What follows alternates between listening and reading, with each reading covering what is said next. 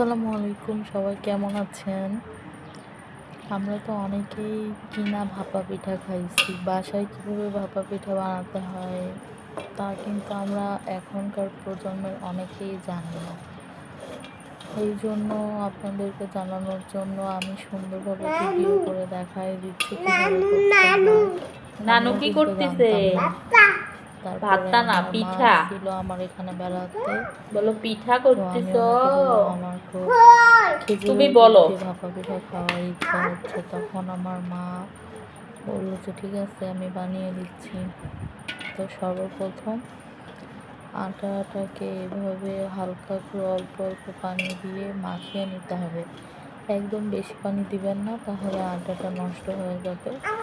অল্প অল্প করে দিবেন আর এইভাবে মাখতে থাকবেন যতক্ষণে আপনার আটাটা মুঠে বাঁধলে মুঠ না হয়ে যাচ্ছে ততক্ষণ মাখবেন। তারপরে এইভাবে একটা ছাঁকনির তোমার মাধ্যমে কথা বুঝি না। তুলে নেবেন, না হলে ভাপা পিঠাটা সুন্দরভাবে উঠবে স্যান্ডেল না। পরে আছে। এভাবে করলে একদম সফট হয়ে যাবে আর ভাপা পিঠাটা খেতেও ভালো লাগবে।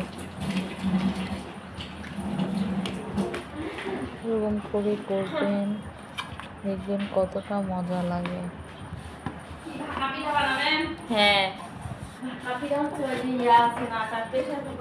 প্রায় শেষ হয়ে ফারহানা যাচ্ছে। ভয় আমি পায় যখন শব্দ ভিডিও শুনতে। করতেছিলাম আমার ওটা মন শব্দ তেমন করবে, কিছু প্রেশার না। আমার কুকারে। মনে হচ্ছিল যে প্রেশার কখন কুকার খাবো ইয়া কখন হলে খাবো। সিটি দিলে না শব্দ করবে। এখন বাড়িতে পানিটা তো শুধু অনেক দিবেন না। খাইছি আর মায়ের হাতে পরে ওই যে কাক পাওয়া যাচ্ছে, খালি মজা। কাক দিলে একদম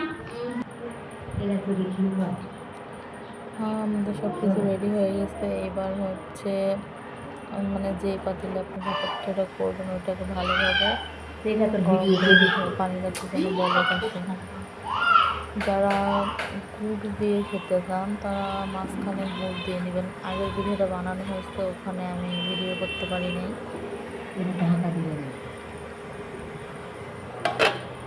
এখন পিঠা তৈরি, এখন আমি ভাপা পিঠাটা খাবো। ধন্যবাদ।